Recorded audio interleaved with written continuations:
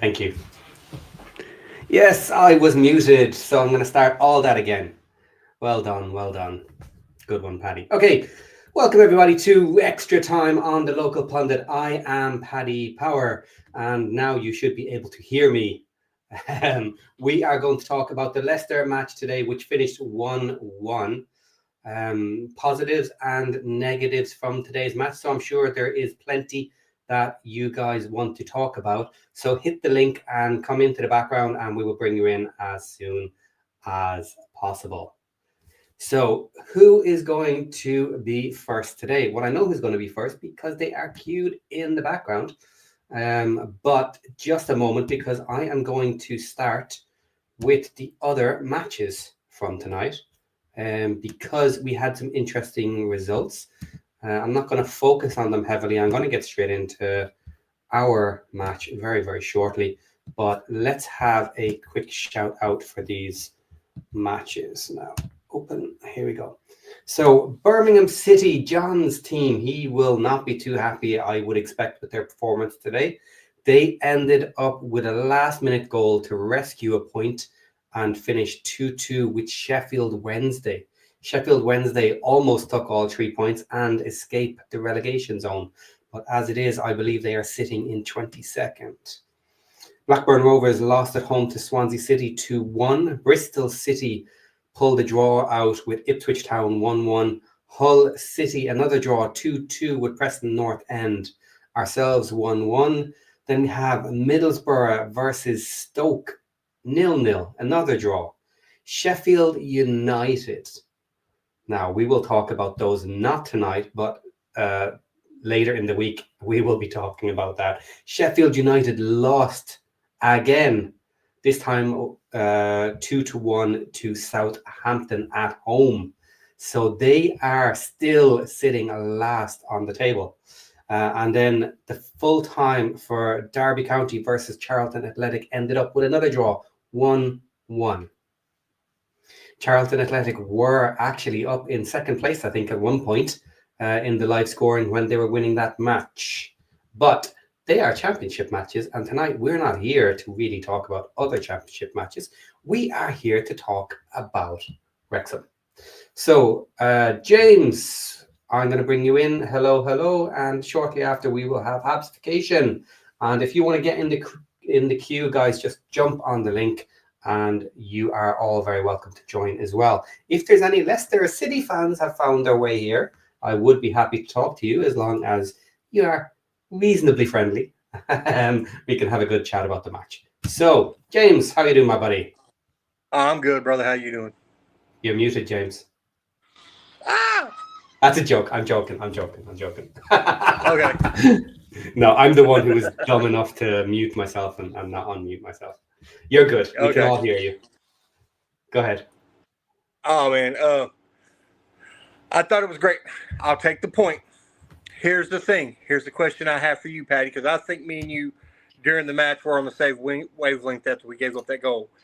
If Bronte just plays the fundamental defense that we had been playing, sticking into the formation, and doesn't gamble going for that interception, do we steal the 3 points?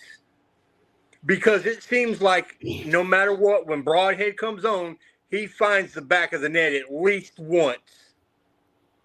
Yeah, he got his chances. Josh didn't seem to spot Brunt coming in for the tackle and landing himself completely in no man's land, freeing up all the space for that goal.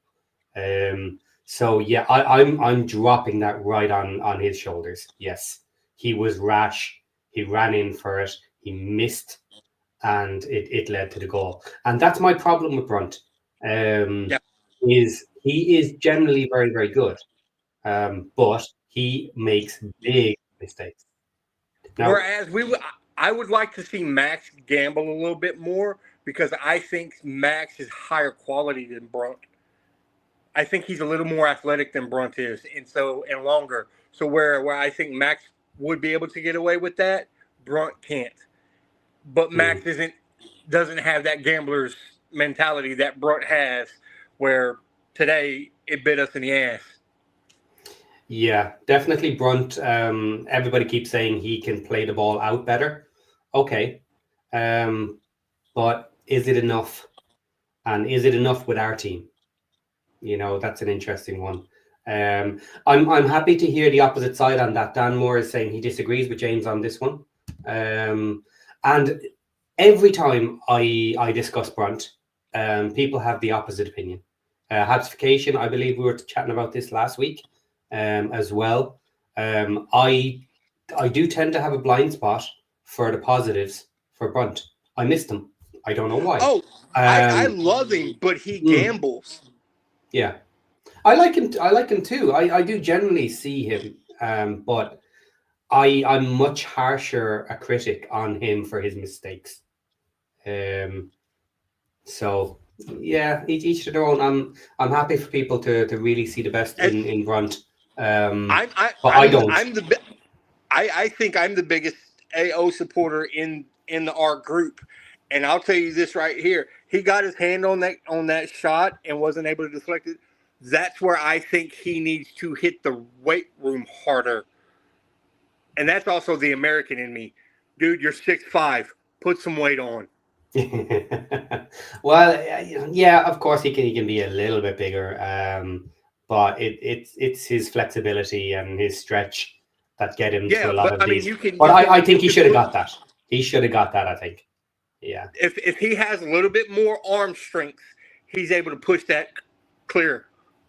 And that's where he needs to put that healthy mass on. Yeah, exactly. Okay. Habsification, we're going to bring you in now, see what you think. Hello. Yo, what's going on? Yo, we're talking Brunt. Join the convo on that one. Cool. Most of the match he was fine. There were just moments of lapse that I just noticed. I mean, for example, when AO, he was building up the game from the back, and then there were just moments in the game where you just see Brunt just having lapses of this. But he wasn't the only person that was having this kind of issue. Okay. Yeah, there were moments where it looked like it was going to be too big for some of our players, but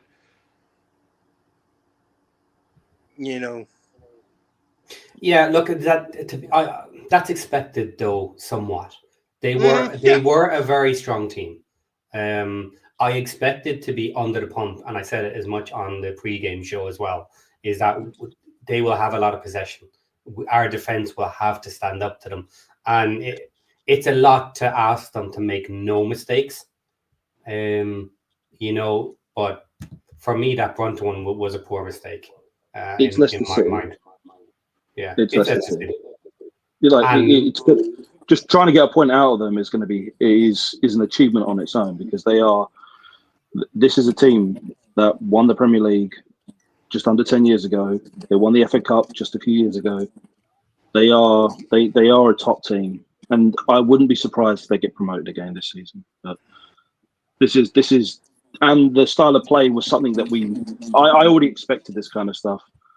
So, yeah. But yeah, James. James. I can hear the background stuff as well. So. No, that's not my background. Everything's muted, brother. Yeah, I can hear it too when you talk, but I don't know where it's coming from. Okay. Well, anyways, anyway, it's not too bad. Yeah. Okay. But yeah, I was just going to say that I mean, if you look at what we were dealing with the style of play that we all expected that was going to happen. This heavy style of possession. They were going to try and outplay us and play around us. That was the kind of thing that they were going to be doing. That's the kind of thing that they do. We managed to absorb quite a bit of it. I didn't like that we was just in a low block, and I didn't like the level of possession we did, because we didn't slow down the game when we needed to slow down and control the passing when we needed to, so that we could build up. But there were moments where we did, and we got a goal out of it. Yeah, absolutely. It's going to come to us. Even today, I saw better passing than our standard. So the same type of passing as last week, but obviously we had a lot more time, a lot more possession last week. So it was interesting to see that we kept some of the passing movements working. with a much faster, stronger Leicester side when we had the ball. But we need lots more of it. And I think we just need time to be very, very used to the one-touch passing, immediate passing. And they have been using other players to make a movement around the opposition, which is really good. So we need a lot more of that. And they're looking more and more comfortable on the ball, which I do like. And it will stand to us later in the season on that one. It's also because... Oh, no, go ahead. Go on, James. No, I was saying, yeah, we definitely are getting very much more comfortable being on our front foot. I didn't mind us absorbing so much there for that as while we were in the first half. I figured about the 35 to 40 minute mark we were going to start countering a bit more because we were seeing what they were doing to as far as where they were setting up defensively. That's why I like Kabore over Barney, and I said it during the game thread. Kabore offers, he can attack and precisely multiple. He can't just yes, Barney's crosses are great, but he can't come back through the middle. Where we saw Kabore hit that pass into the midfield, and it set up an attack through the midfield. We've got to get that on the left hand side, and then we're cooking with top quality grease. But it's just we're definitely getting more comfortable attacking. I don't mind us absorbing against a quality team like Leicester City. Yeah, I have an interesting take here, and I'm curious if anybody agrees with me. I think today Kabore was trying to be too fancy.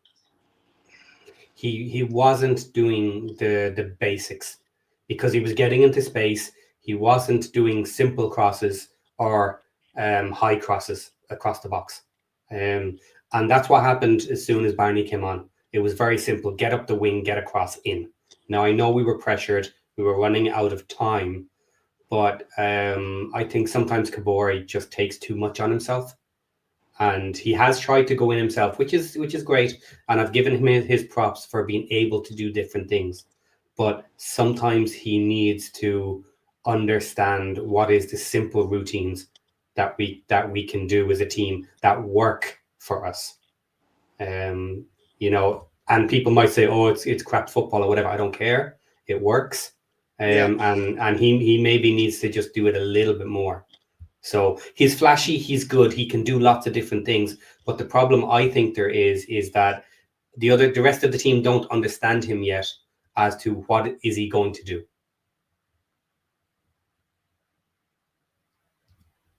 Okay.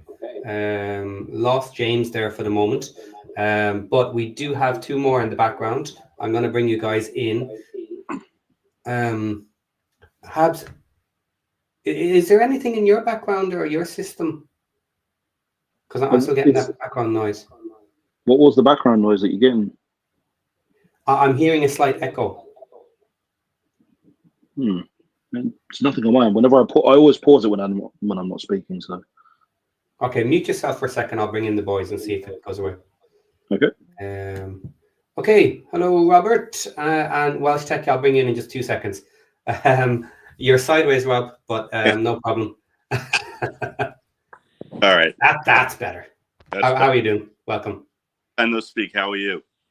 Good. What do you want to say?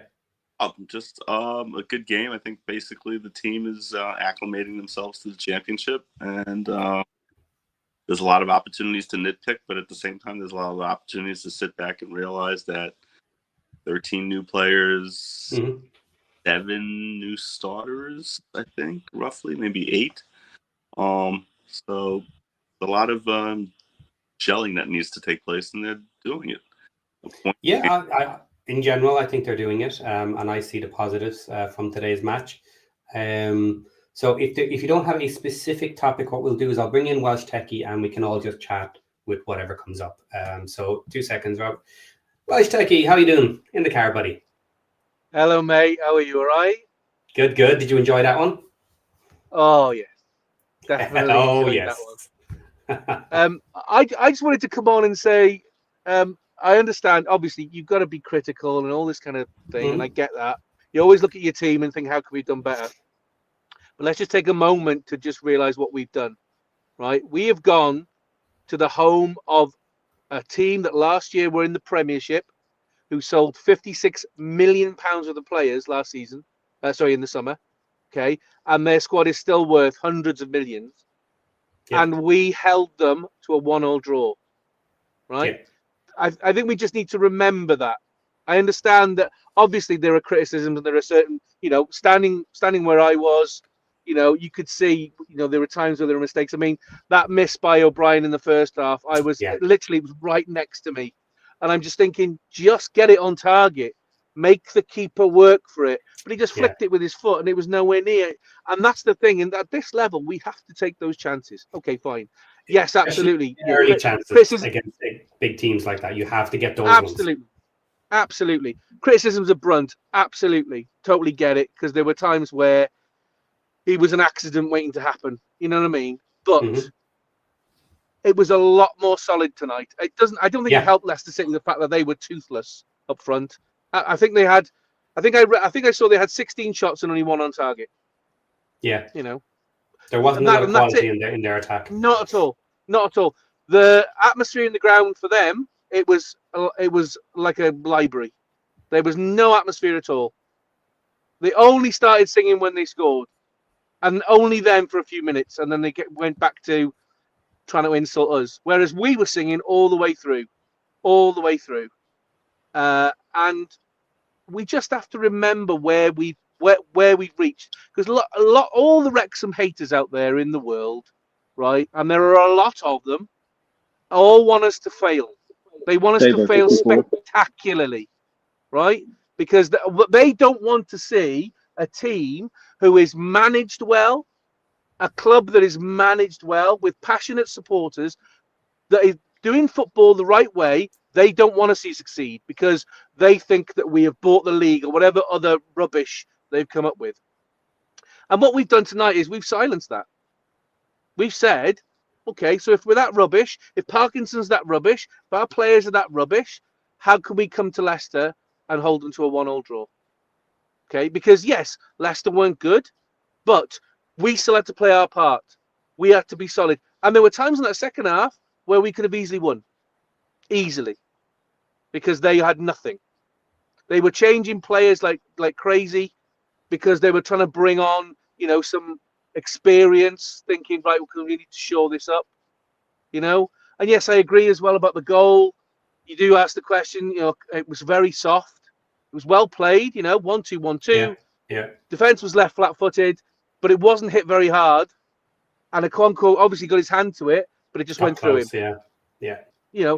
So again, you're thinking, on another day, maybe. Again, all critical, all understand it. But I just stood there at the end, right, and I remembered Aldershot, and I remembered Dover, and I remembered Hazen Yedding, and I remembered Boreham Wood, and I remembered all these times where we would stand on a terrace with, 2 people and a dog, right? And played football that for that level was okay, but it was very, very poor. The level of the football tonight was excellent. It was fast. It was, to feet. It was, pushing. It was pace. It was skill. That's the football we want to see. And I just stood there at the end, and I'm so proud. I'm so proud of our boys. I'm so proud of Wrexham. I'm so proud of all the fans who are with me because they did not shut up from second one to second, whatever it is right at the end. And I'm just so proud of our boys to come to a place like the King Power Stadium, which is, it can be an intimidating place. Wasn't tonight. We weren't intimidated tonight. They didn't have an answer for us. The only answer they had was sheep shaggers. I'm like, yeah, that's terrible. That's gonna scare us. I mean, that's typical. And the best chance of the night for us, we're saying, Premier League, and you effed it up. That's all we were singing to them, and they didn't have an answer. It didn't have an answer, the fans, and you could tell that the players weren't feeding off it either because it was dead. Whereas our players, they grew a few more inches. Every time we would raise our voice, they grow a few more inches. And that's the importance. Again, I mean, I was at Derby on Saturday, and the atmosphere was much better on Saturday. Much better. And you could tell that the players fed off that. So we're growing. I was lucky enough recently to meet Ryan Reynolds. Very, very fortunate. And I had a 2-minute conversation with him. And I said to him, I did all the usual, thanks to you and Rob for everything you've done. You've brought this town back to life. You've invested so much time and energy and money, and you've really shown passion for this club. And he said to me, listen, it was a gamble for us as well. All we did was treat it like a flower. We just brushed the dirt off, exposed it to the sunlight, and just let it grow and let other people see the beauty of the town. That's what he said to me, right? And you could see that tonight. You could see that as each game goes on, as the season progresses, we grow that little bit more. That plant grows that little bit more. The sun gets brighter and we develop more and more. It's just a beautiful thing to see. And I'm so incredibly proud. And yes, it's not perfect. And yes, we could improve. Of course we could. Absolutely. And I'm not going to stop my laurels and say, oh, that's it, I'm happy now because we're in the championship. We'll keep trying. We'll keep pushing. But we need to remember what we've done and where we've come, because tonight was superb, absolutely superb, and I'm so proud. And I hope everybody was watching at home enjoyed it as much as I did tonight, because it was absolutely brilliant. Yeah, we are absolutely going to be growing as a team throughout this entire season. You can see it in every match. Things are getting better. Our passing triangles are much better, playing around people, even when under pressure. You could see that tonight. In the Derby match, we had a lot more time, and it was clear everybody was playing nice passing football. So they're capable of doing it. Tonight, we saw them do it under pressure. So they are definitely growing in a new style of football that will help us throughout this season. But ultimately, Parky had to change it back to the long ball, direct route. We were running out of time. He brought on McLean and Barney on the right. Obviously, a lot of people seem to be unhappy about McLean, but I had said this before. I'd like to see him with a full gas tank coming on for 20 minutes and how he can hold up. Defensively, he did okay, better than previously. He was great. Paddy, he was great tonight because he did exactly what he needed to do. He was physical when he needed to be physical, but not overly physical. He didn't let the emotion or the occasion get the better of him. He went in for the tackles when he needed to. He made the difference. He became imposing. As soon as he put that captain's armband on, he behaved like the captain. He did exactly what he needed to do. And I think you're absolutely right. He's not a starter at this level. He's a guy who comes on with 10-15 minutes to go, and basically he in baseball terms, he's the closer. He comes on, he's like, right, we're winning, or we've got a good position, let's get on the closing picture. He's going to close the game out. That's what he is. That's his job. Okay, and tonight he did that. He absolutely did that, because the crowd, as they always do, they hated him, they booed him, and they jeered him and everything else, and he gave them the perfect answer by basically just taking the ball off them, defending, getting in there when he needed to, putting some great crosses in, marshalling as well, marshalling the midfield. He was great. He was great tonight. And I understand it. He's not a starter at this level. He's nowhere near as good for me as Longman, because Longman had it in me, and I definitely don't think he's anywhere near as good as Kakache. So he's always going to be that guy who's going to come in with 10-15 minutes to go. But I'll have that as a closer. If he's going to do that and shore up the defenses, or shore up the wall and get us a result, then I'm happy with that. Yeah. Barney did exactly what was expected of him. He got up the wing and he got the crosses in, which was dangerous, and it was instant, which is kind of what we needed in that scenario. I've got a question for you on Kabore. I said earlier that Kabore obviously has many more facets to his game and can attack from a lot of different areas. But did you feel tonight that he wasn't playing the simple things? He was maybe trying some difficult maneuvers. Like, he wasn't doing the old school, get it in the box nice and quickly that we used to. Kind of Barney does. Yeah, I know what you mean. He was trying to do flicks and tricks a lot, but initially they were coming off to the point where they had to double mark. They had to double mark him because he was the main threat against them in that first half.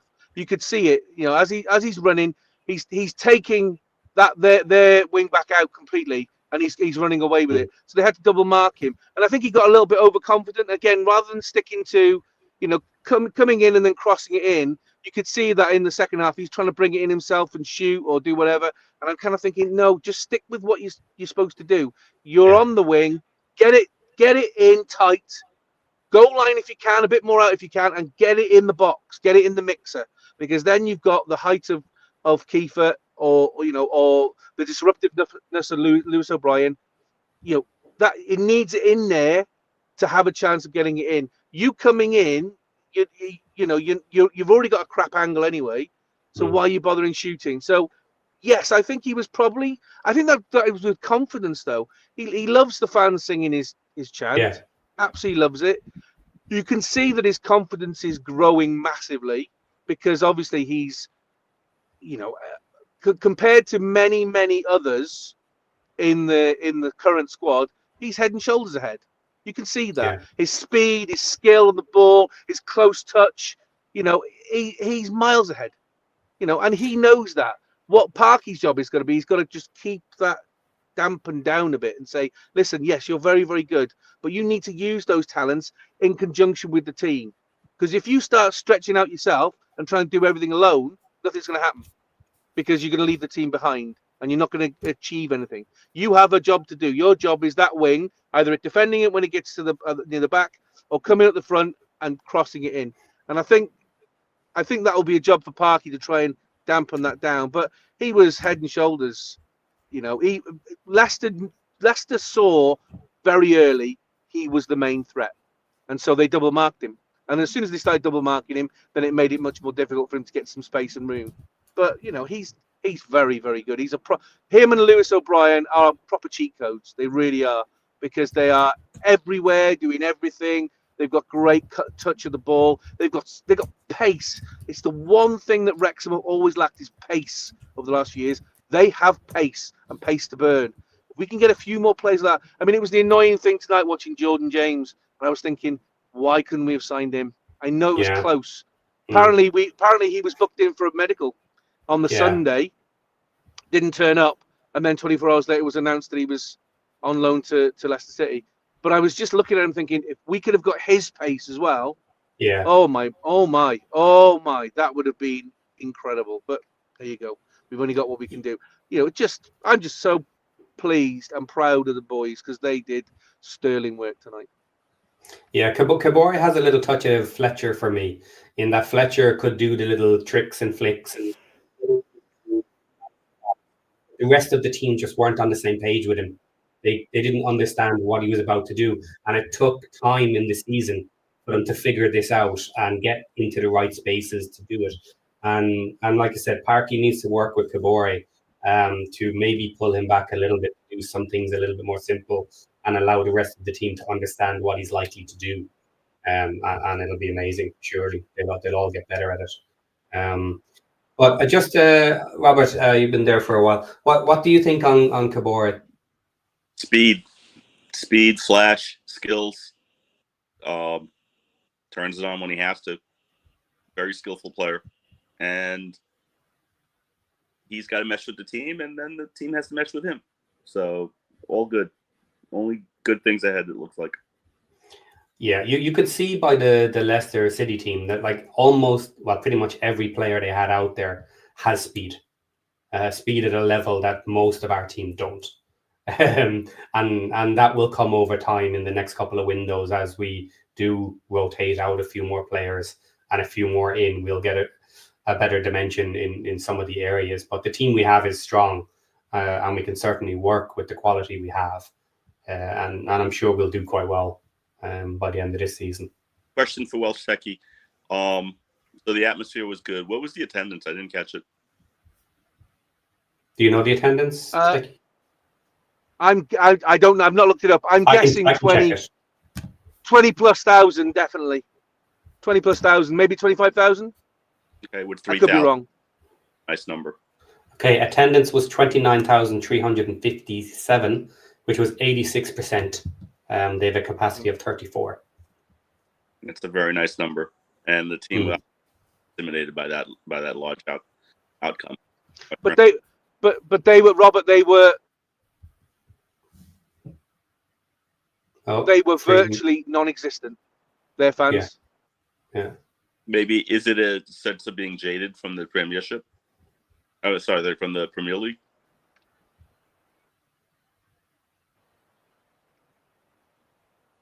Maybe he didn't hear that. There was a little gap there. Yeah, well, we've been in the Premier League now, down the Championship. It's hard for us to get excited or that type of thing. Well, of course, our crowd, it's easy to excite them when we're playing an ex-Prem team, and getting chances as well. I would assume that the early chances that we had really pushed the crowd, to show that we can score here. We can do well. Okay, guys, do you want to talk about something else in the match? What are the big talking points we have? Matty James, how do you think he did? Matty James, he did okay. He was on fairly late. I didn't notice any particular issues with him.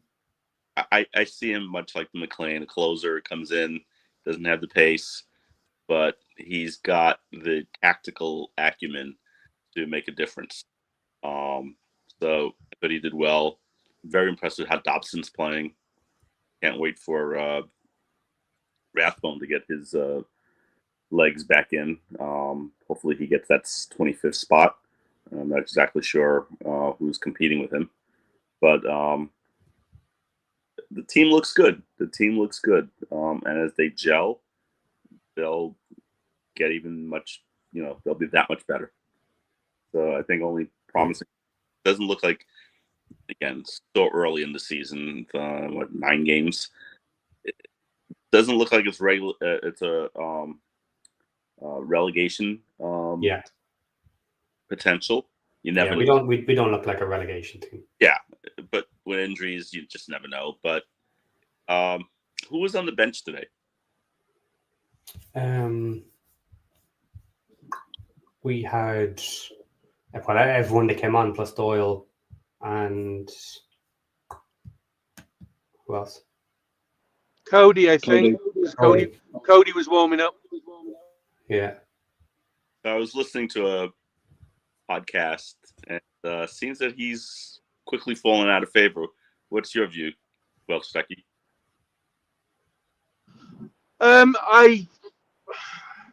I think with Hyam coming and Hyam showing that actually, he is better in that position, I think Cody's got a fight on his hands to get his place back. I really do, because Hyam tonight, looked very, very good, very solid. Was certainly more solid than Cody did when he was playing in that position. And the fact is that we kept out. We've seen it before that we've been shipping goals left, right, and centre. Tonight we kept it down to 1, and that could have been saved. It wasn't a belter. It wasn't a belter like it was on Saturday, where you're thinking that the guy from Derby County, nobody's saving that one, nobody's stopping that one. Yeah. This goal was not a worldly. It was just basically you got the goalie coming, put the ball low, got his hand on it. An inch here, an inch there, could have been a different story. It's a soft goal, really. Definitely. So I think Cody's going to be fighting for his place. But as I say, Hyam for Blackburn last season played every game. So obviously he's not got any long-term injury problems. So I think Cody's going to have a real fight on his hands to actually be able to get that place back. I really do. Yeah. So what do you think is going to happen Friday? What's the lineup going to look like? Is it? How many games guys play in a row? I can't see many changes. I mean, he changed out at 70 minutes, and I can't see many changes personally because we're at home. I certainly can't see the back 3 changing unless Doyle suddenly comes good in training and replaces Brunt. What exactly happened to Doyle? I didn't catch the news on that. No. depending on how you listen to, some people were saying he had a tweak in his knee, but then he started the match after. I think it's more they've seen something in training that they're not quite happy with, whether they think because he has a tendency to go forward but then not come back. Yeah. And that's a danger for somebody who's playing at left side of the centre three. So I think they're trying to do some work on him in training. But I can't see it. I mean, Kabore can run for fun. Yeah. So he'll be starting. I would imagine Longman would start unless they want to put McLean in because it's Birmingham. I don't know. And up front, I mean, Broadhead is quickly making himself more of a I can start. You know. Who are you replacing for him? Exactly. That means you have to take Windass out, and Windass looked off it tonight. I have to be honest. Yeah. He looked a bit off it as well on Saturday. So I don't know whether he's still carrying a little bit of his hamstring knock. Not quite sure, but he didn't seem particularly sharp tonight. So again, maybe it's like, okay, let's put Broadhead in from the start, and then we'll bring Windass on 70 minutes and give them something else to think about. You know, I mean, they got away with murder tonight, Birmingham against Sheffield Wednesday, and we know what that's like. So I think they're ripe for the taking on Friday. I really do. So if I was Parky, I'd put out our strongest team. Because they're there. They're there for the taking. Yeah, we had some comments here from Sean about Birmingham. He's just finished leaving their match. Not too happy about it. And he said, Stansfield might also be out injured for our match the weekend. Because he scored first and he scored in the 9th minute tonight for them. He didn't score the last one. He scored in the first one, yeah. First one, yeah. He scored the first one. Yeah. I mean, you know, why would you rest players? I wouldn't because also, you know, we're getting because I think we play Birmingham, don't we? And then we've got Stoke away the week after. Well, we've got the international break then. Exactly.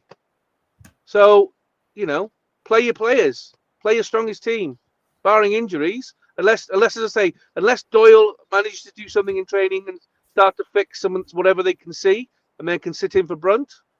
But I wouldn't change anybody if they're up for it. I certainly wouldn't change the midfield. I thought Doyle was.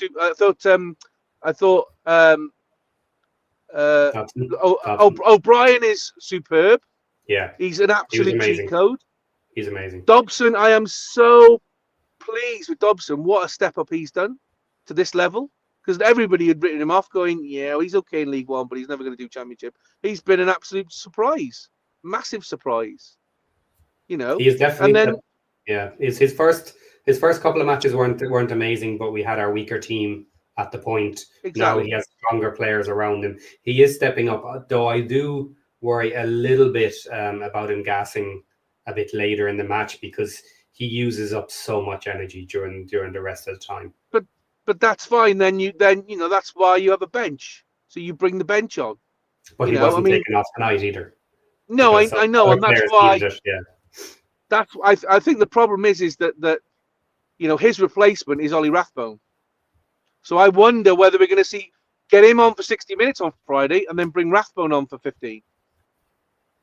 Well, is Rathbone the same squad? Not yet. He hasn't been named yet. Been added to the roster. No. But they can name it at any point. They didn't need to do 24 hours notice. So they just need to call it on Thursday. They just need to put the paperwork into the FA on Thursday, 24 hours notice, so they can process it. It's fine. But I wouldn't be surprised. I wouldn't be surprised that from what I've heard, he's very, very close. He's just now building up his stamina.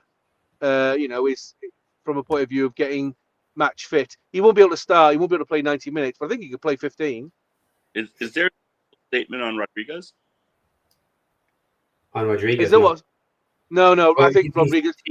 I don't think he's not on the list. He can't play. We won't see him again in a Wrexham shirt. That's what I meant. Is he retired? Yeah, he won't. We won't see him again. No, we won't see him again. He's got his contract till next summer, so he'll probably see out his contract, or maybe they'll do a deal with him in January, and they'll just say, "No problem, off you go." But you won't see him. You won't see him in a Wrexham shirt again. Are He you? does. Go on. Yeah, I'm just saying he doesn't fit the side anymore. He would struggle. Hmm. He's not the J-Rod who used to play the Premiership 5 years ago. He's nowhere near He was that person struggling. anymore. I mean, he was struggling at Burnley as well. So Yeah. Yeah. He was brought in to cover with the January window, and look, he helped us. He helped us get promoted, and unfortunately, we've moved on because we've had to. He had some injuries, which kind of took the decision out of everybody's hands. He wasn't ready. He wasn't available, so he just lost his spot. Just finishing up on the midfield there. Are you comfortable that Rathbone can take over Dabo's spot? There's been a lot of discussion about this. Is that the correct place for Rathbone? I don't think there's anywhere else for him to go in, really. But are you comfortable that he can do the defensive duties that Dobson does? Yeah, I think so. Yeah, I think so. I mean, there's been talk, hasn't there, about whether maybe Thomason is better in that position, but he's not been tested in that position, so that would be a massive gamble for me, because Thomason is more in Matty James or in Sheep's position. He's that holding guy. So I don't know. I think Parky hasn't finished. He's not finished experimenting yet.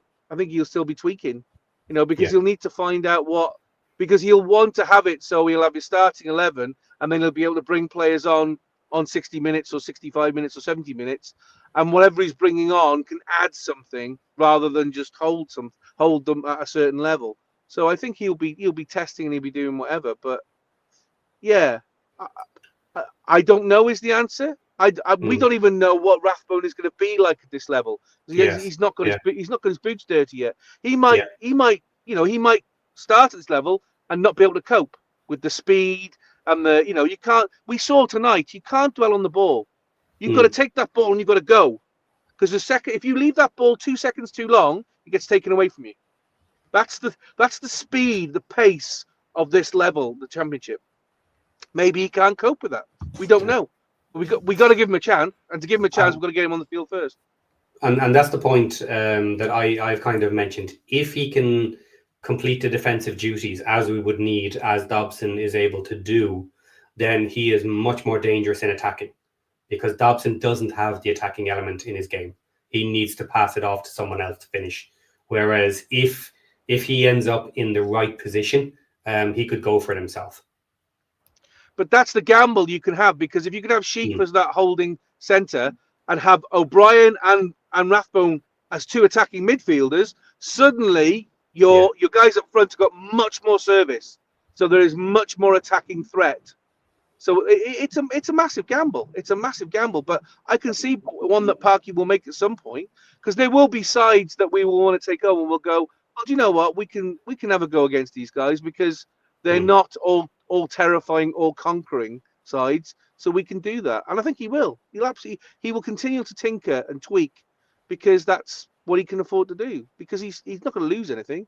The fans are going to be behind him, whatever. And that was the lovely thing tonight. All the fans were all singing, Parkinson's Red and White Army. They were absolutely behind him. He came over and applauded us, and stood there for a while. Brought all the players over. The fans love him, so there's very little he can do wrong. So he's got the chance to be able to tinker and tweak. So why shouldn't he? So, question here from Mary's. Sorry. Ryan Reynolds. What was the event? Did you hear that? Wojtecki kind of broke a little bit. Robert's asking you about how did you meet Ryan Reynolds? So I just happened to be in the store to go and speak to the Wrexham women, and he came in unannounced, and he was in the store. And luckily, because they'd not told anybody he was going to be there, there were very few people in the store as well. So and he came round, and I hijacked him, and I said, Ryan, is there any chance of a photograph? And he said, yeah, no problem. And then we had a 2-minute conversation about stuff, which was great. And he was lovely, absolutely lovely. Everything you would expect him to be. Did he know who you were from your podcast? Well, we talked about the podcast. I don't think he listens to it. But at the end, as he was walking away, he said, what was that podcast again? Eat More Chips, right? I said, yeah, that's right. He said, okay, I'll need to try and drop on that. So hopefully that means he will. It'd be lovely if he did, but I'm not going to hold my breath. But it was just great. It was just lovely to meet him and speak to him, and yeah, it was great. Well, he's been on some others. Yeah. Oh yeah, no. I'm aware of that, but I'm not bothered about that. I just got to say thank you to him for everything that he's done, and that was the important bit. And he was, as you would expect, humble and listen. We didn't do anything. All we did was, see the potential and, help it grow. And you just exactly what you would expect him to be. There is no ego. There's no kind of, he's got time for everybody. He spoke to me for a good 2 minutes, and in the end, I had to say to him, "Look, I know you're a busy man. I better let you go." He didn't try and get away from me. I was the one who said, "You need to go," because there's everybody, loads of people in the shop by that point were all watching our conversation, because obviously they wanted their photo with him. So I was like, "Yeah, you need to go, and you're a busy man." And he said, "Thank you very much," which was great. What was he doing at the store? Taking stock of the black and gold shirts? No, I think he was there to meet. I think he was there to meet the women, because he had a photograph with the women's team while he was there. So I think he was just, it was just part of that. But no, it was lovely. It was really, really lovely. Oh, it's good timing on your part. Lucky, very, very lucky. Well, I'm going to say, Paddy, thank you for having me, and Welsh, I love listening to your other avenues, as you might say. So, thank you for letting me have this time. Appreciate it greatly. No problem. Come back on Friday and we'll chat a bit more. Absolutely. Thank you again, guys. Take care, Robert. I'm gonna nick off as well, Paddy, because I'm driving on the motorway now, so I'm probably not supposed to be driving and doing whatever. But well done, everybody, tonight. Up the town. Okay, take care. Up to town. Ta-ra, mate. Catch you again. Okay, so Habs, you still there? I know I'm still here. A bit there. Yeah, just let them get their words in edgewise. Since Stecky was driving as well, and I thought Rob would say a bit more, so it would have been good. I was trying to get Rob in a little bit, but hopefully he'll come back next week. Yeah. What I was actually going to say is that for Leicester, there seems to be something, and I've noticed this for a long while as well, with possession-heavy teams that play with that kind of style, with that tiki-taka style of play. They just seem to, they're very good with being able to play around clubs, but they all seem to, even with clubs like Man City, they all seem to struggle with just putting the ball across. They just don't know how to do a cross. That seems to be just one of the biggest problems with teams that are extremely possession heavy. Yeah, they can play around you. They can run circles around you as much as you want, but the simple things like just trying to get a cross in and do a header or get it into another person just to be able to get that score in, just like what we did with O'Brien and Broadhead. Just that simple thing of doing that. We could have gotten a second goal out of that, and they just lapsed at that. And I've been looking over on X as well. What a lot of them were saying, every single one of the fans are just miffed about that kind of like simplistic thing to do. On their end, they're like, why can't you just do a simple cross? Or our defense is not all that. It seems to be shocking that they seem to be going on about, but it's. Well, it's very interesting in the Prem now. There's a lot more talk about the idea of Route 1 football, and making Route 1 football sexy again and stuff like this. So a lot of teams are starting to experiment more again with going back to a bit of more direct football, than constantly tapping it around. I mean, guess who else played the football? The person who brought in that style of play to England and in general all over the UK was Pep. The style of play which was tiki-taka and that kind of thing, and everyone tried to do that. And after a while, people just started like going, "No, we're not going to do that. We're just going to shut you down." Yeah. And then literally, when it was Arsenal versus Man City, I saw that match. Of all the things I've ever seen from Pep's career, I have never seen him employ the dirtiest low block haram ball of any kind I've ever seen in my entire life. He employed a 5-4-1. That's not Pep. That's not Pep style. And here's the thing, you're starting to see it very often, where you see a lot of Haaland, when he got his goal, that was on the counter. Haaland doesn't do that on the counter. Yeah. And we're starting to see a lot more long balls, like really long balls, with teams like Tottenham, and doing more crosses and things. These things are starting to come back. Route 1 football. I mean, we saw it with Coventry and Birmingham.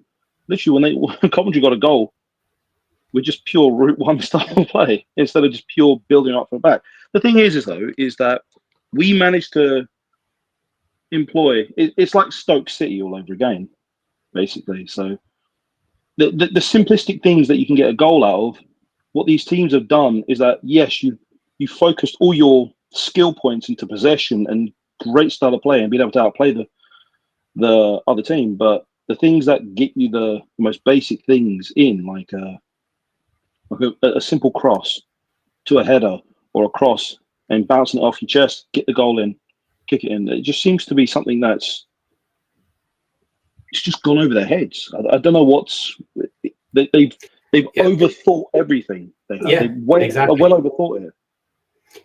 People have forgotten how the simple things can work, because they want these complex theories of, well, look, we've looked at the numbers, and if you keep possession, you're going to win more points. Okay, but it's at the expense of a simple, quick pass that can break things open, and they should be using both. You should never lock everything away and say we're not doing that. We're only doing this one thing. That's not very good. And teams are starting to figure out that a few more options and a few different viewpoints, and you can have those moments. So Josh put up a question there I think we can move over to. And he says, any thoughts on Moore seem to be lost in the match today? I don't, he might have been a little bit lost in the match today, but this match in some respects kind of reminded me of previous matches where we're just not in control of the ball enough and we're not getting enough service to our attackers. You know, he wasn't getting decent service today. So it made it hard for him, and he was busting his ass to defend and get forward and be in positions and then not get the ball is my viewpoint. What do you think? That was basically it. Our formation and the style of play that we're using today, we was just using haram ball tactics. We were just using low blocks most of the time. 5-4-1 we was in, and but we were still probing deep in their end anyway. Like we're a pressing team anyway. So it's not like we were completely out. We were because the squad that we have now in the Championship, it's an attacking squad. It is. It's a much more heavy pressing squad as opposed to last season, which was a very low block haram ball style play. But this is you could see it every time. We were just going into their end. And when they got there, we just constantly probing. But when we had to, we'd fall back into the low block when we had to. And that doesn't really suit Moore style of play. He needs the ball on his end. And once we did some of the Route 1 stuff and it was in the hands of Moore, he was basically just shut down. He was overloaded constantly, and there was just no one there quick enough to get there to provide him any coverage. So yeah, I would have switched out Moore on the 60th minute simply because he was wrecked. He was tired. Thing is, I would say Moore is a faster player. He is faster than Smith, but on the top end. His top end, he's much faster than Smith or Hardy. But in terms of like the initial acceleration and getting there as quickly as possible to your top speed, he just doesn't have that. He needs to build up to that kind of speed. So that's where you see that struggle that takes place. And he isn't as graceful on the ball as some of the players that we have. Yeah. Broadhead or Kabore or Barnett. He doesn't have the kind of dribbling or the step overs that you would see to do that. But he's a 9. He is. He's just a classic number 9. He is surprisingly quick when he gets open space. Yes. But Leicester was way too fast. They were closing him down really quickly. They knew how to use overloads. They knew when to. But the thing is that it's their passing was like that of the classic modern football that you would see, and but I would say for the last few years, people know how to shut that down. If you know how to shut it down, low block, probe them as much as possible, be as physical, drag them around, and then just get the ball off of them and go forward with it. But we can use that. But I could tell a lot of our squad weren't as comfortable playing in that low block. Yeah. They're much more used to having like middling level of possession. We can deal with like 45 to even 50% possession much more comfortably than we do when we have overwhelming possession or when we have very low possession. We prefer having around that 45 to 50% possession. That's where we're comfortable, where it seems to be. Yeah, absolutely. I agree with that. There was a Parky. Yeah, this is just a fair comment from James. Parky might need to bite the bullet and start targeting some bigger centre forwards, which is the standard at the moment. That's fair enough. But there is a question here I wanted to find. I lost it. Basically, it was he thinks that Moore and Kabore. Here it is from Dave.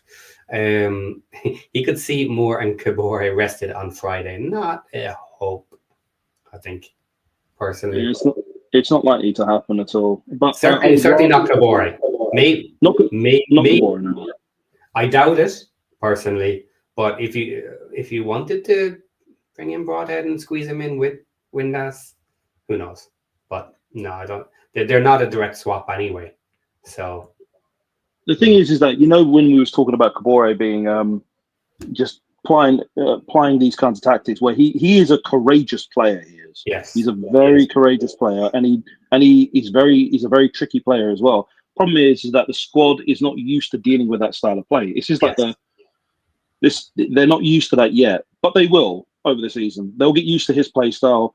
Maybe at certain points, Parky might tend to slow down at certain bits here and there, but if you slow him down, I think we might end up suffering some of the issues that we may not end up having. We may not have all the quality that we would get out of Kabore if we try to slow things down or try and do the simple things because of the complexity you can play with the ball.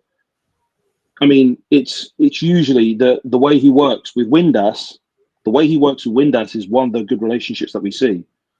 So because he can deal with Kabore's style of play. He has that IQ. He has that style of. He also has that kind of style of play as well. That trickiness towards him. Yeah, where I would disagree slightly on that is kind of back to my comment about him being a bit like Fletcher. Fletcher was doing all these nice little nifty tricks and getting the ball into space, but there was no one there because they didn't understand what he tries to do. Now, yes, it will come with time, but I definitely think you can pull Kabore back a little bit and say, look, you can't rely on the rest of the team to be able to see what you're doing. They're not used to having someone as fast as you are. You need to be a little bit more simplistic in the stuff that you do, and you will end up with better results. And then over time, you can maybe go back to being a little bit more crazy and out there. And look, if you're locked out on your own and you don't have anyone to pass to, then fine, go for it. But yeah, I think you need to pull his reins just a little bit. I can understand that. I mean, the thing is with, but we have the quality that can deal with it. I mean, we have O'Brien, we have Windass, we have Moore, we have Longman. They can deal with that kind of style a bit more. So, but the thing is, it's just the pure pace he moves at as well. No one can touch him. Yeah. No one in Leicester City could touch him. No, I haven't. I think we have the fastest left wing back. Oh, sorry, right wing back we do in the entire league. He's just too quick. And they literally have to send men. They have to send bodies to him. They do, just to try and overload him, and they still can't overload him because he's just that fast. Yeah, that ultimately he's too big a jump in quality to be taken out of the team. So I don't see that happening. He will absolutely start. Now, it ultimately was interesting that we ended up with Barney and Maka on. And you know what? I understand why everybody immediately kind of jumped on it. Oh my God, what's he doing? But I copped it kind of straight away, and I said it in the watch along. Is he was going old school route one, get up the wing, get across it. We're running I out saw of your time. comment as well. Yeah. Wow, wow, wow, wow, wow. And look, I'm a bit the same. I to be honest, I didn't think it would work. So yeah, I'm a little bit guilty of it as well. But that's what he did. He went straight back to route one, and he said, "We're running out of time. We need chances, and get the ball up there to Barney," which they were good at doing to Kabore. They could get the ball to Kabore in that area. So repeat that, give it to Barney, and Barney's just going to cross it in. He's going to cross it in, cross it in, cross it in, and hopefully somebody gets on the end of one of them. And it worked. Yeah, I mean, the thing is though, we weren't able to use our style of play, our usual style of play, because Leicester was not going to let us play our game. They were going to play their game, so we had to play the style that we had to revert to last season. So, I mean, it's going to be hard when you're having to deal with someone who's just not going to let you have the ball, and they're just going to find tight space to try and get through. But the problem is, they didn't really make any chances, not any big chances. And every chance they did have, it just seemed to be that they don't even seem to know how to take a corner either. I will say they wasted a lot of good positional chances. They were in good positions, and they were firing balls wide and high a lot, which I thought was crazy. Their final finish was poor, and we've heard that for quite a while actually about them, that they've been lucky to get the points that they have. They've done well for how badly they've played. So we saw a bit of that tonight. It seems to be the case. Everything about them. They're able to press, they're able to control the ball, they're able to do everything else, but they just don't have that kind of firepower to just finish it. They don't have that finishing firepower to do it. We do. We have that firepower to just be able to. We could score from any angle, whether it be through Longman, or it be through Windass, or O'Brien, to Moore, to Broadhead. We just have that firepower to be able to finish it, and we create those dangerous chances. I think we had, like, how many big chances did we have? Not that many, but let's see. I'll pull it up and see what they say. I think we had quite a few. Well, it depends whether they count them or not. Our stats often aren't really great.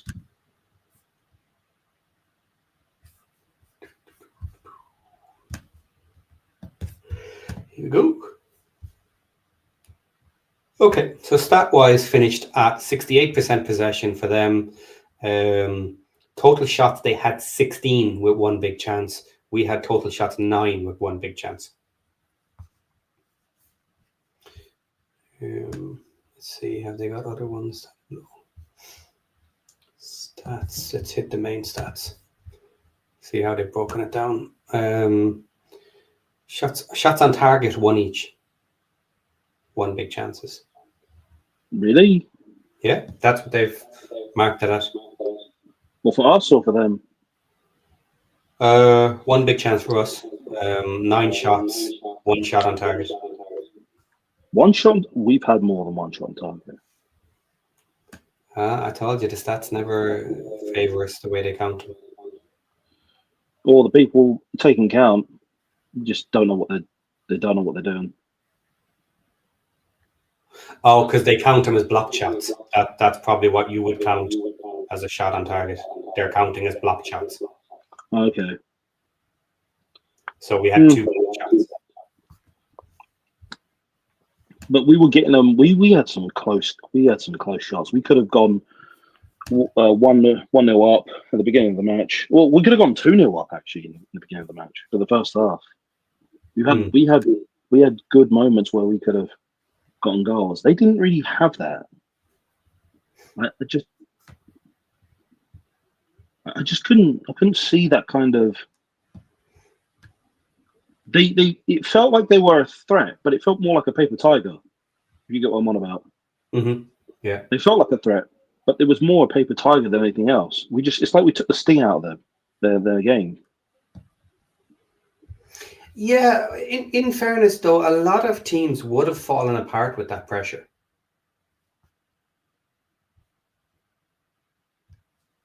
I mean, yeah, I mean, if you have an organised low block where you can deal with that kind of pressure, that's kind of like, I mean, did they beat Derby? Didn't they recently play Derby? Not very recently, but I'll have a look back. Okay, not in the last 5. Oxford, Birmingham, Preston. No, they haven't played Derby. Okay. Yeah, I don't know. It might have been because of Sheffield Wednesday. It felt kind of like that, where they felt like a threat, but it took them forever to build up to that point. It did. So I couldn't feel that kind of like real threat towards them. Every time they were getting there, I was thinking, okay, what's happening? And then it kind of felt deflated where they were, every time they tried to go for the shots, it just didn't feel like it didn't feel like I was worried, even the slightest bit. Other than that one goal with that traitor, Jordan James. Yeah, do you know what? I agree with you there. It was interesting how when they were in dangerous positions, I wasn't as nervous as I probably should have been. And I think it's a lot of not believing that they would do it from those positions. And it seemed to be the case. Now, we did defend well. So, look, I'm not taking that away from us. We did defend well, but they didn't take the chances that they had because they did have quite a lot of shots on us. And to be honest, I mean, tonight's match was really, best I can put it is like, I wasn't too hopeful. I thought we could get a draw out of this, or we would lose. That was the only thing that was kind of mine. And you got the correction. You got the your prediction right, a 1-1 draw. Yeah, the 1-1 draw. So it felt like, you know, when you play for a draw, and if you get a draw, it feels like a loss, or if it's a draw, it feels like a win. That felt more like a winning draw. That did. Oh, absolutely. It feels like a win tonight. Yeah, because it shows that we can hang in this group and don't feel as threatening. I mean, Charlton played them, and they employed the same kind of tactics. They played low blocks. They do as well. And they lost to Leicester, but they still got 1 goal over them. So, but they're not really the kind of team that will just be probing and attacking you. They're not going to come at you in the same way. They're just going to come on the counter. They're going to go on the break. They'll go through that transition and then get that goal. But we, on the other hand, we will attack. We will press on you. And you can tell with Dobson by the end of it, he was done. And I understand the conversation you guys were having with in regards to Rathbone and Dobson. The thing about with Rathbone is that he's much more balanced compared to Dobson. But Dobson, it's like he invested all his skill points into defense. Yeah. and he will hunt you down. He will hunt you down like a German shepherd.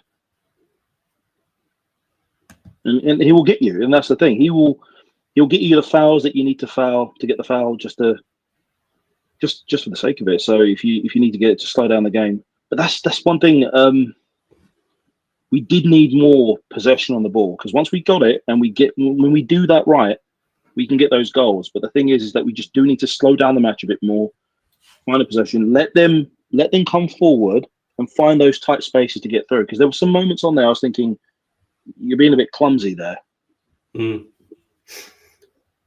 But we're not trapping them in the way they were able to trap us, because they were able to outplay us. But we could do that to them as well. We are more than capable. But yeah, we will do that to other teams. Might be a big ask to ask us to pull it off on Leicester too much. But yes, we're definitely aiming that way. We are going to get stronger and stronger as this season keeps going. We are definitely going to improve from where we are. So positivity for me is absolute. As long as we can hang around this mid-table for the moment, and get through some tough matches and still be here, we'll start moving up that table a little bit later. So where we are right now is we are still 15th. 15th, yeah. With 9 points, though. 9 points, yeah, out of 8 matches. The average of just over 1 isn't amazing, but early days, and some big teams are playing. So I'm okay with that for now. I mean, if we can get 10 points or more after 10 matches, I'm good with that. I'm okay with that, because these are, again, we're going over the kind of thing we've had a massive squad turnover. Yeah, we're still trying to figure out how to sync our players together. I'm not going to use that G word. We're trying to figure out a way to sync our players together so they're much more used to each other. The passing, that you can still see, they're much more trusting with the passing now, and much more crisper each time. Each match we've played in, our passing just is getting better and better and better. You can see the triangles being deployed more often. I would say they need to deploy them more often so that we can try and outplay them as well. Because against other clubs, I mean, it's Leicester. Yeah. They're not gonna. It's hard to outplay them like that. They're much more used to that kind of style of play. They've been in the Premier League. That's just going to be the standard modus operandi for them.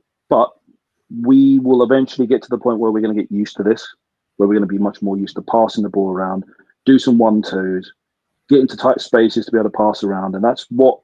And then use triangles to trap players around. Make sure we can get their what's it called? Get their forwards and the midfield to come to our box, and we can just try and get them there. Yeah, I'm definitely seeing harder and harder positions that they are playing out of more comfortably. You know, they're more comfortable on the ball, and they're more comfortable taking the ball in what would be difficult positions,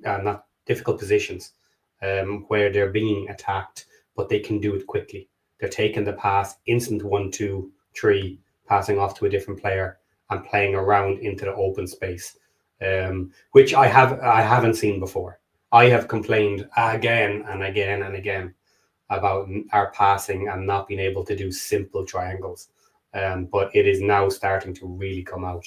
And I like seeing that, because we're still doing quick route one ideas. We don't mess around with the possession. We're not holding possession just for the fun of it. We are always looking to move forward, which is great. Which will be the most beneficial to us once we start getting used to those tight spaces, tight space passes, or open space passes where we can perform that, and then find those traps to be able to get the ball moving forward. Because we're a direct. I mean, Parky is a direct football. Our play style is direct, very direct, and it's something that we're going to get. It's always with a purpose of when we go forward with the ball. So, I mean, we've seen the evolution of this play style from the National League to the Championship. Now we were always much more defensive and based ourselves on the counter, but then now we're much more towards a very press-heavy, attack-heavy style of play. Sure, we will fall towards that route one style play, and that very low block style of play as well, and then go on the counter and transition, which I think Hardy is the best for that. Hardy is the best for that style when we go on the transition. Because I saw that in the it was in the QPR match where I saw him. But I've seen it. It's not just the QPR match. It was in the Southampton match and the QPR match where I thought he is the guy you need if we need to go on the transition and go on the counter attack, because he will run that ball down so easy, much more quickly, and with much more finesse as well in comparison to Moore. Whereas Moore needs more space to be able to find and to get in. But then, and again, it depends on the situation. But we need that kind of support. Once we're on the ball on the transition, we need that kind of quick response. We just need that quick response to see, okay, he's there. We need to provide support quickly as possible in case he's not able to do that, because there's going to be defenders there that are just going to try and stop him. So if we need to do that, pass the ball back, get it in, pass to our midfielders or onto our wings, ball back and forth, get the ball into the back of the net. But that's something we're going to have to figure out over time, and we're seeing it. We're tweaking it each time as we go on. Yeah, and we just need to understand how we need to play differently if we don't have more up there.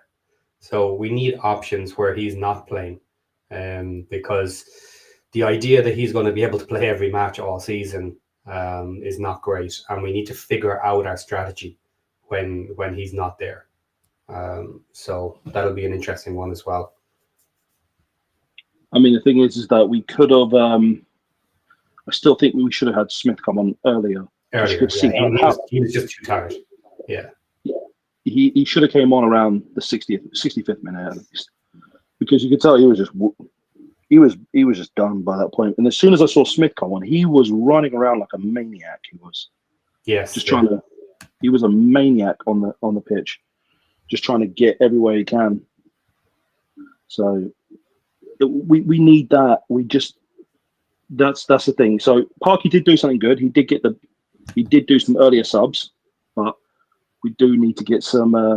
We do need to switch more quickly into the subs. So that seems to be something that seems to be a bit of a blind spot, Parky, right now for any kind of sub. What do you think?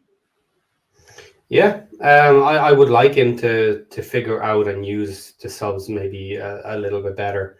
And it'll just take well, I was going to say it'll take time. It's not going to take time. He's not going to do it. We just have to get used to that. It's not his style, unfortunately. And it's one element I do think he could really improve. But I don't see him changing it very much, to be honest. But then again, we saw a more defensive style play for most of the season, and all of a sudden we're seeing a more attack-heavy style. Yeah. So he's changing other elements, yes. But I don't know. He seems to think that he needs to show loyalty to the players he put out there and trust them to pull it back or keep it going. It's weird. He seems to have a little bit of mentality that it's like not showing faith in players by pulling them off early. So I don't know that I agree with that personally, especially if you have players that are good enough to swap without a major difference in quality, but now they have a full gas tank. So yeah, I personally would like to see some extra minutes when we have available players to swap. It's one of the annoying things. I mean, if the gaffer's not going to switch them out, because the thing is that they will end up having a build up of fatigue and some niggles here and there that they'll end up picking up during matches, and you've got to let them rest. You've just got to let them rest, because otherwise, because rest is much more important after a match than not doing that. Because I mean, if they don't get the rest quickly as possible, their body's just going to break down after a certain point. So, well, it's his style, and he's our gaffer. If Karma throwing out there, he's been our gaffer for how long now, and we're not used to his play style yet. I don't think we are used to his play style. Well, I said play style. She actually just said style. His style is not to swap, so that's okay. Now, interestingly, tonight, you know what we really didn't do is we haven't given Parky a hard time, and I absolutely thought we were going to. Except Josh. Well, yeah, that was true to watch him. But after he was giving him praise, so. Yeah, but no, I thought he was going to get an awful hard time, and I was kind of ready for it, and I probably would have agreed with a lot of it. But his substitutions worked. Look, they did work. Eventually, Barney was strong enough. McLean did what was needed of him to hold it up and to get the defensive duties going, and we got the goal. So look, it is what it is. You take the good with the bad, and he got us a point tonight against a very, very difficult team. So yeah, I mean, I think it was Barney who passed the ball down to O'Brien, and then O'Brien was just chasing that ball, got down there, and He ran circles around the at 6'6" striker, Yeah. passed it to Broadhead and got it in. So people need to just remember he's that good. So Barney is Barney. He gets you that pinpoint precision. He's that point man. Yeah, but everybody has their pros and cons. But he still deserves to be here, and he will be a backup. I'm sure he'll play at different points during the season. And people are still calling out for Kakache to come back to make the left side stronger. So hopefully he does come back and has different levels above Longman for that left side, and offer a bit more from both sides. So can't wait for that to happen. The thing is, though, I think Kakachi's a natural left footer, so he's able to hit the ball on the left comfortably without when it's not the same with Longman. He can play on the left, but I think we didn't get to see Longman be utilized as much this match when we should have really. I mean, he was mostly playing defense most of the match, and then he was passing the ball mostly through the midfield. He was so. When he should really have been used a bit more. He was used here and there sparingly, but not as much as we should have. So I think we could have used him a lot more, because I think they kind of knew at a certain point that we were just going to pass the ball down to the right. But the problem is they know that, but they couldn't touch Kabore. They couldn't touch him. And there's this pattern that everyone's going to know that we're going to go down to the right. We're going to go down to the right. But we need someone on the left so that we can go down to the left constantly. So it just makes it much more threatening for us. And then we do need Kakache back on there at some point to be able to have that natural left foot, pass it in, do that, do the crosses from the left, or pass through or pass down to the middle, or go back and then find space once again from the midfield and go to the middle. But that's something we're going to need to improve over time. I mean, what do you think of Max most of the match? I think he did fine. Not amazing, but he's solid. I think he was solid. I don't think he was out of position too much, and he kept it going. He was strong enough. He got in on balls, and he stopped plays coming through. So I'm comfortable with Max. I don't see anybody else to replace Max with, really, at the moment either. So yeah, I'm happy enough with it. I don't see really anyone else. I mean, he provides. If we were to put someone on the right, I mean, we'd have to have a completely different back three for that. Like the what was it? The combination we used in the cup match was Brunt, Scar, and Doyle. Yeah. So yeah, we could use a combination like that. One thing I will say for Max though is I have seen some huge improvement with Max and his passing and his interplay with Kakache. Maybe not tonight, particularly, but on the game the weekend, I saw huge improvements in his play, and how he interacted with Kakache, passing balls around up on that right wing when we had a little bit more time on it was excellent. It was really, really good. Of course. I mean, every match he improves. You see the quality he's bringing out every time. He's controlling the ball. He knows how to get the pass down. It's him. Whether it's him or Dobson is that position where he's always there. He's always in the mix somewhere there where Dobson is. And you can tell with the back three, when they pass the ball to Dobson, he's there, he looks for the positions, either goes to the right or goes to the left, or pass it to the middle. And then they try and mix and match to see what they can do through there. But yeah, I mean, there was nothing really. What do you think of Hyam? I mean, I didn't really see much. I didn't really have any complaints for him. So he looks championship quality. It's clear he's championship quality. I was surprised he needed to be taken off, or that he was that tired. But yeah, I didn't think that was an obvious one. But James coming on. That's Sheaf you're on about. Oh, Sheaf, sorry. Okay. Yeah, okay. Yeah, no, Hyam was solid at the back. I have no problem with it all. I don't see anyone else kind of at the moment. So Cody's going to have a lot to try and break back in there. Yeah, I mean, I think he hasn't been in there maybe because there was a legit injury that was happening because we had Scar on the bench last week, so on Saturday. Yeah, it could have been something that could have been happening. What do you think of?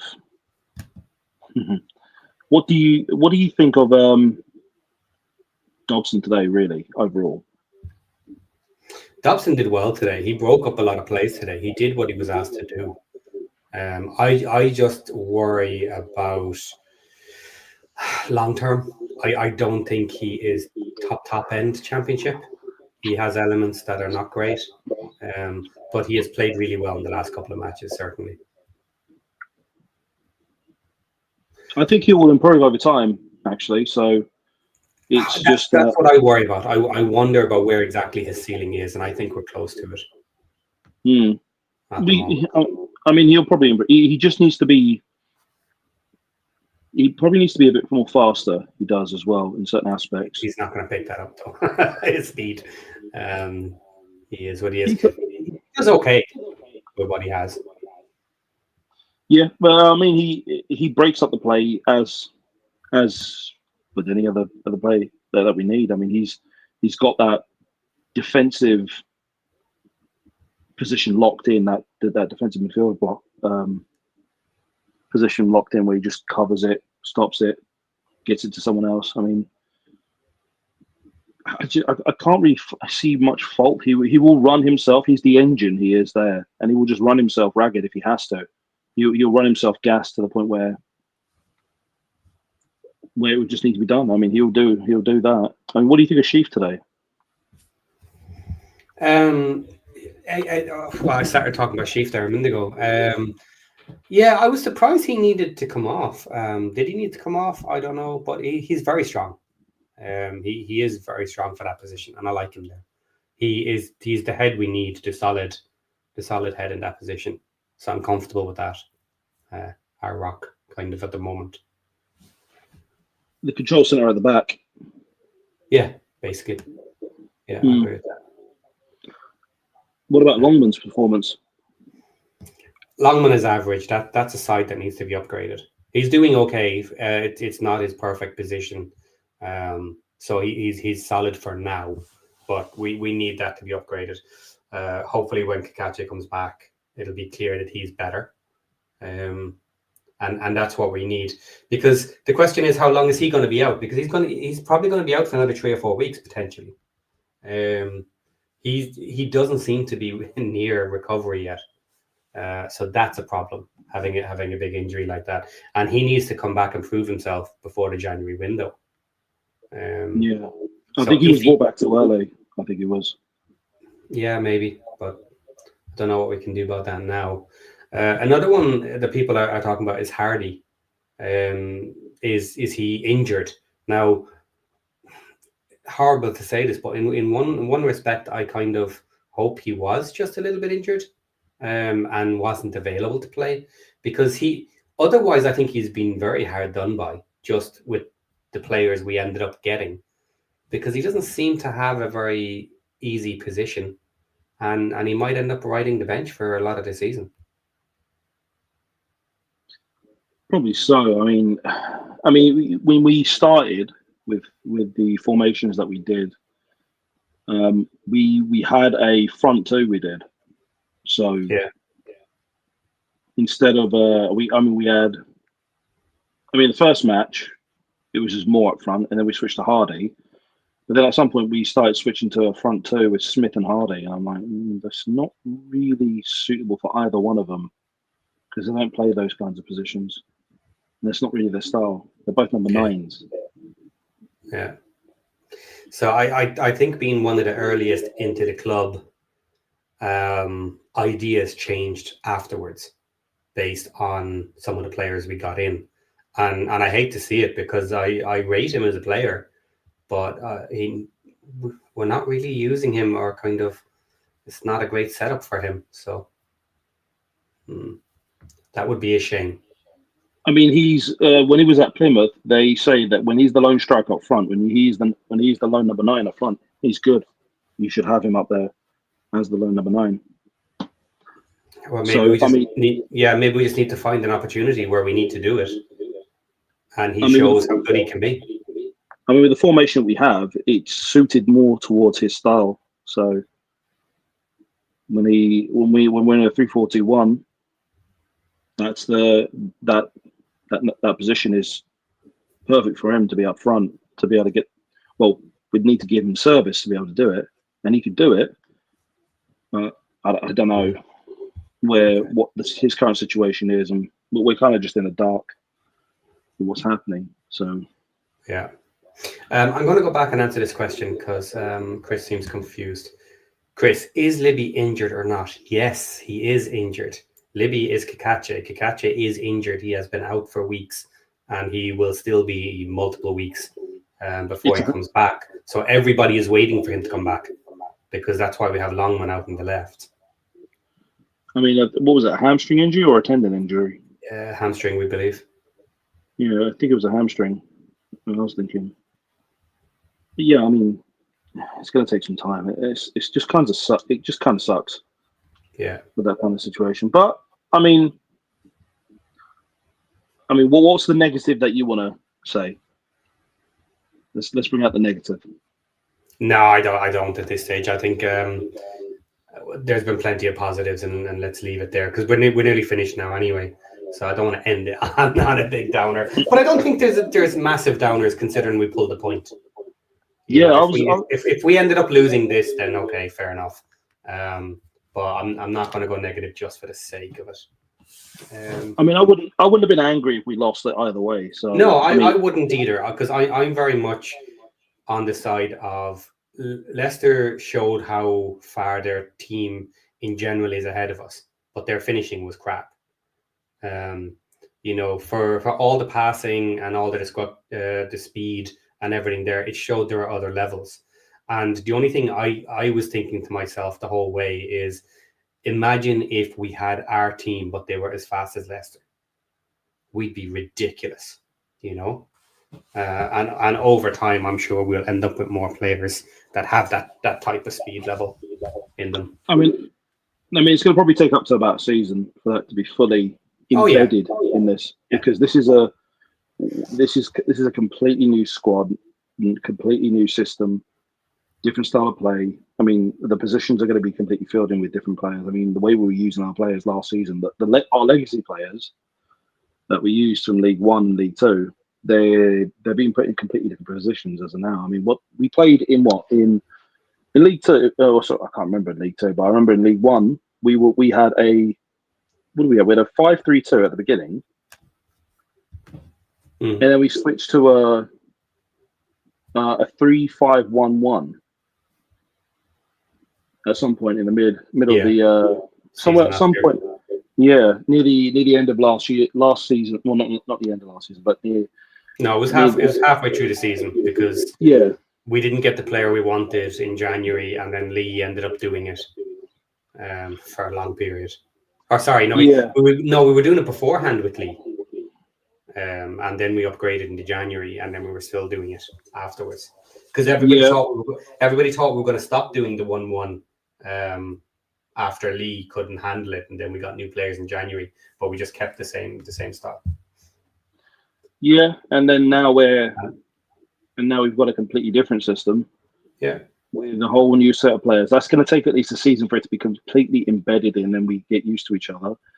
And I'd say for us to be completely threatening in this league, it's probably going to take at least maybe next season or the season after for us to be competing at the top end at that point, because then we will have much more. And when we do bring in that extra quality of new players in the transfer windows, they'll be able to set themselves in, because they're going to be surrounded by people that will know what they're doing anyway, and that person can just slot themselves in. Yeah, I'm confident that we'll be pushing playoffs next season. Yeah, me too. But we'll get there.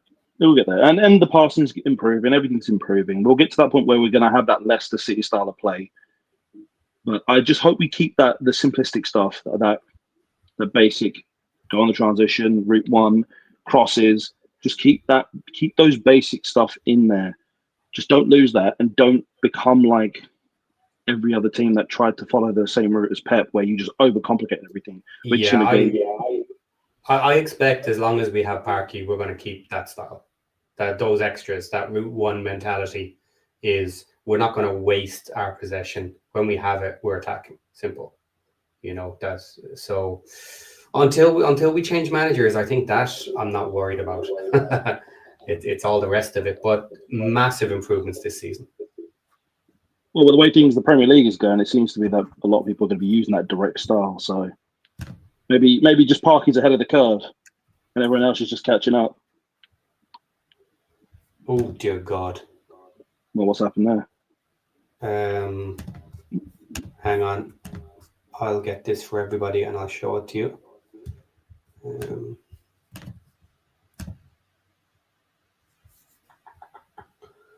Don't give me as a WebP.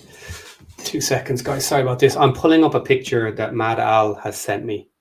And Windass will not be playing on Friday. So it's Windass's foot. He posted a picture. Oh, that tackle with Monga that messed him up? Not sure what it was, but his foot is messed up. Here you have it. There we go. Okay. Now bring it up.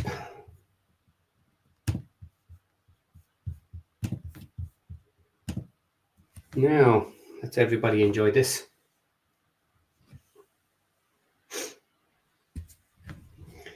Ouch. No, I think that was the challenge on Monga he did when he just, that bit where he had to take his shoe off. Yeah. Yeah, that challenge on Monga. That was in the first half as well. Where he went in with the elbow.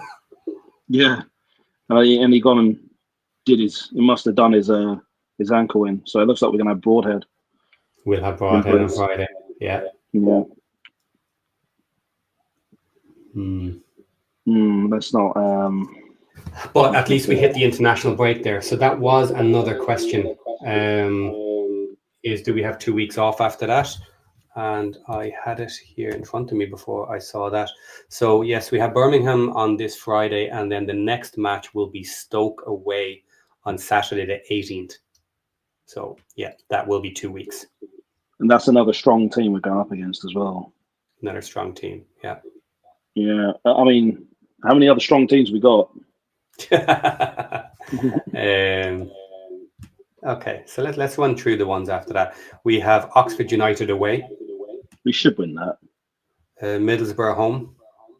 Well, that's going to be tough. Then we have our cup match with Cardiff away. And then we have Coventry at home. Oh. Portsmouth away. We could do Portsmouth. Charlton at home. Oh, we got to humiliate those weirdos again. Ipswich away. Bristol City at home. Blackburn at home. Preston away. Hull away. December. There you go. It's a long time before we hit a grouping of them, but November 29th, Blackburn, then Preston, then Hull, then Watford, and then Swansea on December 19th. Then we have Sheffield United for December 26th, and then just pre-New Year's we have Preston. So that's actually our next chunk of games where we could take out quite a few results in a row. I mean, Sheffield United's being kind to everyone in this season. Yeah. They're just giving everyone 3 points. Everyone. Yeah, but of course, look, by the time we get there, they'll be firing, won't they? So we'll see. We'll see. But it's in fairness, it's a nice time to actually go on a run just before the January window and Christmas. Yeah, if we hang around doing okay through October into early November, and then hit like a 4, 5, 6 week run coming into the Christmas with some very solid results, that would be a nice time to start gaining and go up the leaderboard. Oh yeah, most definitely. We just need someone to be able to work with Broadhead. We do. Mm-hmm. Yeah. We need someone on the left to be able to work with Broadhead. That would be Kakache, but we do need someone on the left to be able to work with him, because he's on the left attacking midfield. He is on our formation. So we need someone for him to be able to work with comfortably and be able to get those passes to the middle, easy done. Or if not, be able to pass the ball to him when someone needs to do a cross, and he's there to meet that challenge to be able to put it in. Mm. Okay, maybe this will be our bombshell here. A nice little comment. Unless I've missed it now. Where did it go? No, I had a comment there I wanted to finish on. Where's it gone? Here we go. What's it? Hello, Ratbone. Welcome back to the bench, buddy, for Friday. If available, that would actually be an interesting one to have on the bench to cover, because if Broadhead needs to be swapped out at some point, maybe Ratbone could have a shot, or maybe Thomason. Who knows? I think it'll be Thomason. Probably Thomason. Yeah. I don't think Rathbone is ready yet. He's still got to work through some of those injuries, work everything out, get his stamina up, and get everything working, and get it back to fire. Yeah, well, they've said back on grass ages ago, so we'll see. He's not in the team just yet, but maybe Thomason could be an interesting one if he gets play time as well the weekend. Maybe he could show off and show how good he is. I mean, they've been saying everyone's been on the grass for the last I know 3 or 4 weeks. So, I mean, everyone's on the grass at this point. I'm sitting on the grass right now, let's just say. Everyone's on the grass. But, nah. I'll probably give him... He'll probably be like the second week of October, I'd say. He'll probably be able to play. He's going to be slightly integrated back. Yeah. So, guys, I think we're going to leave it there. We are at 1 hour 44 minutes, just over a full match without breaks because we didn't have any. On Sea Lord of Bravos, would love to see Ratbone back for Birmingham. And Birmingham is a little bit in the mud, taking a draw from Sheffield Wednesday. So they're not going to be too happy about that. And they certainly won't be happy when we give them a kicking at home. And we deserve we don't deserve a win. You don't deserve anything in this game. We're going to take a win, which we didn't get off them last season. And we're going to take the 3 points and celebrate being ahead of them on the table. So on that bombshell, guys, we will see you after the Birmingham match on Friday night. Take care, everyone. Thank you for coming along. Do all the likes and subscribes and all that. Carry on. We will have a full set of shows for Friday for the Birmingham match as usual. And I will talk to the boys about doing something on the Saturday because we will not be playing on Saturday. So take care and we will see you all soon. All right, see you back, guys.